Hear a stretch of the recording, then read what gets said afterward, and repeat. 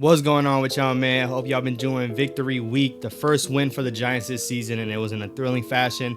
Now, the only downside to talk about that happened this past Sunday is Saquon Barkley going down with an ankle injury. Now, I'm going to be real. I thought it was going to be a lot worse than it actually was. He was like contorted his body this way because someone hit him up top and someone hit him down low, and it looked like his leg got wedged. I was worried about his knee. I was worried about everything. It turned out to be his ankle, and apparently it's actually not that bad. Before we dive into it, make sure you subscribe down below. Road to 10K is still active, man. Like the video if you enjoy some Giants content. I got more Giants content on the way, and just a reminder, I will be live Wednesday night, tomorrow night, before game day. Talk about the game that's coming up. Also talk about the thrilling fashion that we won in this past Sunday. But diving into Saquon Barkley, man, Daboll had an interesting presser not too long ago, and he was talking about Saquon Barkley, and he was saying that, hey man, I'm not ruling him out for this upcoming Thursday. He's a quick healer, he's a fast healer, and he already looks in better shape than I expected him to be. Now, I'm here to say that's not true. We're shutting all of that talk down. And I'm not saying this to obviously exclude out Saquon Barkley. If he's good, he's good. But the point is that there's no way this guy is good. This upcoming Thursday, we are facing the 49ers. It's going to be a tough game. It's going to be a big game. And even with Saquon Barkley, it's going to be a tough game altogether. But now with a hampered Saquon Barkley, there's no reason why pushing him to try to play this upcoming Thursday. And I think it's just a smoke screen. I definitely think it's Daboll trying to make the 49ers not plan against him. But I can guarantee that the 49ers aren't expecting him to be there, because why would they? Saquon Barkley, we've been through this ringer with him before. Now, before his ACL injury, he did have an ankle issue, and it was a high sprained ankle, and actually it was in Daniel Jones' first career start against the Buccaneers. If y'all don't remember that play, he ended up getting hit down low, high ankle sprain. He was supposed to be out for like 6 weeks. He came back after 3, I believe. It was like 2 or 3 weeks. You've seen clips of him jumping high and running fast at practice, but when he came back to play, he was not the same dude. And this is the second year into Saquon's career. He did get hampered with that a little bit. He finished with 1,000 yards, but we know that it took him a little while to get up to speed and get to full health. Like, Saquon Barkley was not good as much as we think. Hey, yeah, he was healthy and let's throw him back on the field. So when it comes to this injury, now, next couple of games are going to be tough. Next couple of games are going to be against hard teams. We definitely do need Saquon out there. But if it's up to me, Saquon's not touching the field until he's fully healthy. Take as much time as you need. I understand there's important games that's coming up, but he's not active when he's hampered. Like, when he's an injured running back, he's not out here making crazy plays. The athleticism is not the same. And Saquon Barkley, we just need him to be healthy when he's on the field. Now, going away from Saquon Barkley is going to be tough.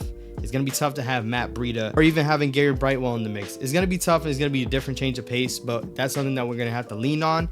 And listen, this past Sunday, you saw what Daniel Jones was able to do. We need to see him do that times 10. Now, it's going to be a different ball game because a lot of the times when you've seen the play actions coming around, it's a lot more tempting to bite at a play action when it's Saquon Barkley getting the ball versus a Gary Brightwell. You know, Daniel Jones getting those fakes, getting those certain quarterback reads in the quarterback zones. It's hard to really get those zones to work if you don't have Saquon Barkley in your backfield. Because are they really going to expect you to hand it off to Matt Breida, hand it off to Gary Brightwell as often? Probably not. So I understand it's going to be a different type of offense, but that's just something we're going to have to deal with. And even with Saquon Barkley in full health, these games would have been tough regardless. Next 3 games are going to be the 49ers, the Seahawks, and the Dolphins.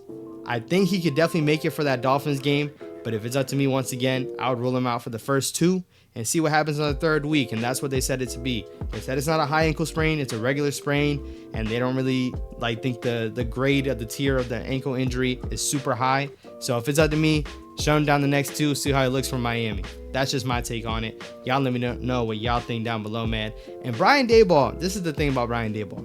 Our coach of the year this past year, we know that he likes to manipulate certain things as he wants to, and I'm not saying that in a bad manner, I'm saying that in a good manner, but he plays poker and he has a poker face when it comes to answering questions. Now, a big question coming out after Sunday was, did Brian Daboll take over the play call sheet in the second half? Was he calling plays? Because that offense looked like a 180-degree angle from what it was in the first half. The first half, we couldn't get nothing going. And granted, I think all in all, Mike Kafka should be able to plan and execute the plays properly. But Brian Daboll had a play sheet in his hand. He had that mic, And it looked like he was going to town in that second half. You know, there's only so many clips that we can see and only so many photos that we can see.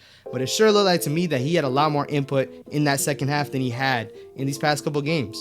Week 1, you didn't see that from him at all when we were down 40-0. But when we were down 20-0 to the Cardinals, to me, it looks like Brian Daboll said, to heck with that, I'm taking over and we're going to run this. Now, whether he's talking to Daniel Jones directly, whether he's talking to Mike Kafka, and Mike Kafka is relaying the information to Daniel Jones, you definitely can tell that he must have had his fingerprints on what happened on Sunday. And when reporters asked him, Brian Daboll did say, no, Mike Kafka calls the plays. I don't call no plays. He pretty much had like a mannerism like that. Don't quote him on that. But ultimately, man, y'all let me know what y'all think down below. I definitely think Brian Daboll took the reins over Sunday, and you know, whatever he can say whatever he wants. But that offense was a 180-degree turn, like I said, man. It was a masterpiece to watch. And I know it was against the Cardinals, and that's something I have to address as well. Everyone's talking about, man, it's just the Arizona Cardinals. It shouldn't have happened this way. It shouldn't have never been in that position. I agree. We shouldn't have been down 20-0 to the Arizona Cardinals, because why would we? This is probably the worst team in the league, if not a bottom 3 teams at most. And the Arizona Cardinals, with Josh Dobbs at quarterback, put up 20 points on this defense in the first half. Now, I'm on the boat where I said, man, I think the Giants dug themselves in too much of a hole. When I saw that we scored our first touchdown, I was just like, man, we might run out of time. Especially when the Cardinals go back, score a touchdown, and convert the 2-point conversion. At that point, we're down 21 points in the third quarter. I was like, there's no way. There's no way, because our defense can't stop nobody. But to see the Giants come back, to see Daniel Jones come back in the way he did, to see the wide receivers step up, you've seen Darren Waller making a lot of plays. Be happy with the results. It doesn't matter who it's against. For your quarterback to go out there and be perfect in the second half, and that offense to score 31 points in the second half. I'll remind you, 2 years ago, if you told me this Giants offense is going to score 31 points in a half, I would have told you you're a liar. Because this team couldn't even score 30 points in a whole game.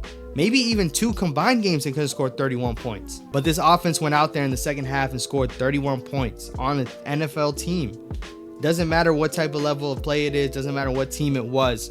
Listen, I don't know how many teams are going to come back in that fashion against another team. Let alone this Giants offense that we saw how bad they were performing. We saw what they couldn't do. And you seen that quarterback put the cape on and go ahead and lead us to victory, man. So everyone that's talking about Daniel Jones, everyone's talking about he's not worth the money. Listen, if we lose that game, the season's done. The season is done. The morale is all over the place. There is no way we're coming out of that hole. There's already statistics out there, and a lot of people pour into it. When you start the season 0-2, the chance you make the playoffs is like 11%. Now, are we for sure going to be in the playoffs? We still have a lot of tough games to go. And once again, this is only the Cardinals, but I'll take the W however I can get it. I'll take the W the way I can get it, man. The way we performed in that second half, the way we outscored them in the second half, 28-7, that's what it should have been all game. Not 28-7, 31-8. It was crazy in that second half. So whoever's down about it, man, pick yourself up. We got a W. We're 1-1. I'm not counting us out when it comes to the 49ers. I know what the 49ers are. I know they're a tough team, but the second game showed more of what our coaching and what our players can do. Last season, we were in a lot of close games because the coaching put us in those positions, and it's probably going to be another close game against the 49ers. Do I expect 40-0? No. Do I expect 20-0? No. This team needs to show up better, start off better, and I think they have a chance. I know the 49ers are tough, but for whoever is a Giants fan that feels like they have no chance to win, come on, bro. Root for your team. Root for your team. I got Christian McCaffrey on my fantasy team, and guess what? I'm still rooting for my team. I hope it's a high-scoring game, and it's 40-42, and the Giants get the dub. That's what I think. But make sure you stay tuned for that live tomorrow. We'll be talking about the game and my prediction on the score. Subscribe down below. Road to 10K. I keep hitting my mic. Subscribe down below. Road to 10K is still active, man. Like the video, and I will catch you on the next one. I got more videos to the left. Go Big Blue. Saquon rest that ankle. Peace.